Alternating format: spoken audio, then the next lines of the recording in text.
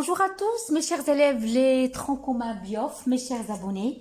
Bienvenue dans cette nouvelle capsule, toujours avec le chapitre des facteurs climatiques, des exercices. Vous m'avez demandé des exercices, donc je prépare pour vous des exercices pour que vous n'aurez pas, Inch'Allah, de problème pour l'examen. Donc, le but de cet exercice, à travers l'analyse de cet exercice, on va déterminer les facteurs de variation des paramètres climatiques sur le plan national. Quelles sont les variations des paramètres climatiques sur le plan national? Donc, le Maroc, mes chers élèves, il est caractérisé par un climat très différent selon les régions.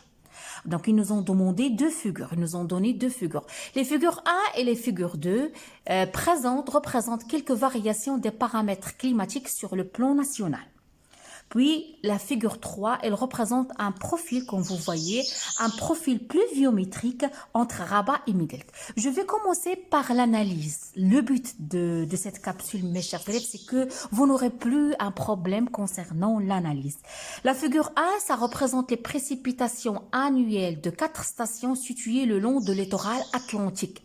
Lorsque je dis 4 stations situées sur le long de littoral atlantique, c'est-à-dire Tanger, Rabat, Safi, Agadir. Tanger, Rabat, Safi, Agadir, c'est quoi? Ce sont des villes côtières. Et ils nous ont donné un variable qui est l'altitude. Ils nous ont donné aussi les précipitations annuelles. Donc, qu'est-ce qu'ils vous demandent? L'analyse.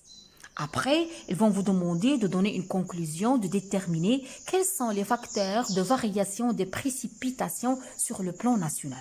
Avant d'entamer cette question, on va nous s'intéresser, se focaliser sur la figure A pour faire son analyse. Donc, qu'est-ce que vous pouvez me dire?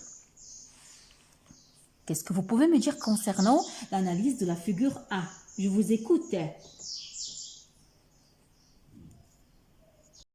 Essayons de voir combien on a de précipitations annuelles. Tanger, 752. Rabat, 587. Safi, 337. Agadir, 248. Donc, en allant, qu'est-ce que vous observez?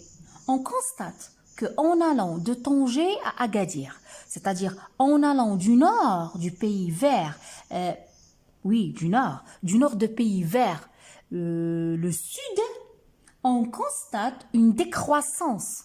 Vous voyez? 752, 248, une décroissance, une diminution, une décroissance progressive des précipitations annuelles du nord au sud. Ça, c'est la phrase que vous devez noter. Une décroissance progressive de précipitations annuelles du nord au sud. Autre chose, ces stations, mes chers élèves, ils sont à des altitudes, regardez, des altitudes comparables et qui est inférieure à 100 mètres. Donc, on va exclure le facteur d'altitude. Donc, qu'est-ce qu'il va nous rester? Que cette décroissance, cette diminution et mettre en relation avec l'altitude. Donc, qu'est-ce que vous allez noter, mes chers élèves? Voilà la réponse. D'après la figure 1, les villes représentées sont tous des villes côtières. Tanger, Rabat, Safi, Agadir, qui sont presque sur la même altitude, mais ils diffèrent par la latitude. Donc, les précipitations, à partir de cette figure 1, quel est le facteur qu'on peut dégager? C'est le facteur, la latitude, qui joue un rôle très important, qui fait varier les précipitations. En allant vers le nord, les précipitations, ils augmentent. En allant vers le sud, les précipitations, elles diminuent. C'est clair. On passe à la figure 2. Donc, la figure 2, elle représente les précipitations annuelles de 4 stations situées de l'ouest vers l'est. Safi, Youssoufia, Sidi Mbark, Ben Guerir. Donc, Safi. Oui, c'est une ville côtière. Ils ont donné l'altitude, ils ont donné l'éloignement de la mer et ils ont mesuré les précipitations annuelles. Qu'est-ce que vous observez? Que plus on s'éloigne de Safi, qui est une ville côtière, 337, 305, 254, 233, qu'arrive-t-il? Diminution.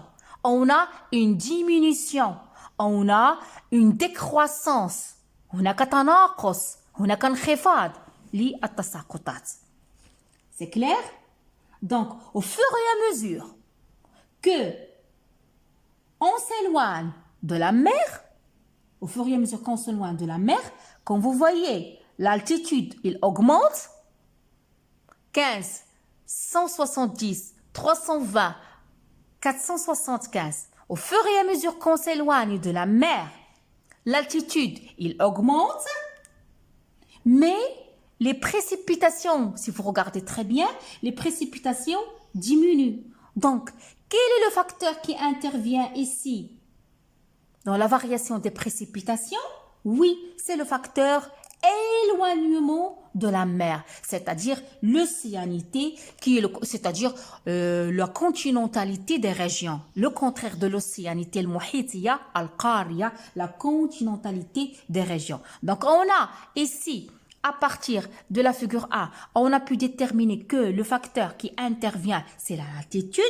La figure 2, comme vous voyez, plus on s'éloigne de la mer, plus les précipitations diminuent. Quel est le facteur qui intervient? C'est l'éloignement de la mer, c'est l'océanité, c'est la continentalité des régions. Voilà un deuxième facteur. Dégageons troisième facteur. Concernant la figure 3, qu'est-ce que vous observez concernant la figure 3? Il représente le profil pluviométrique de Rabat et de Middelt. Qu'est-ce qu'on voit? Oui, plus l'altitude augmente, plus les précipitations augmentent.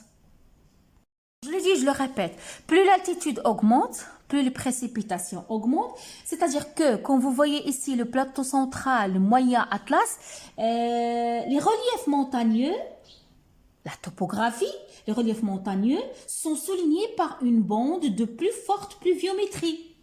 Ici, la pluviométrie elle est très élevée au niveau des reliefs montagneux. Donc, le facteur responsable de la variation des pluies, c'est l'altitude. Ici, c'est la latitude. Ici, c'est l'océanité. Ici, c'est l'altitude. Donc, j'espère, mes chers élèves, que à travers cet exercice-là, vous avez pu apprendre la stratégie d'analyser des tableaux. Comme vous voyez là, ce sont des tableaux. Et aussi l'analyse d'une courbe. Pas de problème pour vous. Si vous avez des problèmes, vous les laissez dans la partie commentaire ou bien dans notre groupe en WhatsApp. Ma capsule touche à sa fin. Je vous souhaite bon courage pour l'examen. Abonnez-vous à ma chaîne. Laissez-moi des commentaires. À bientôt.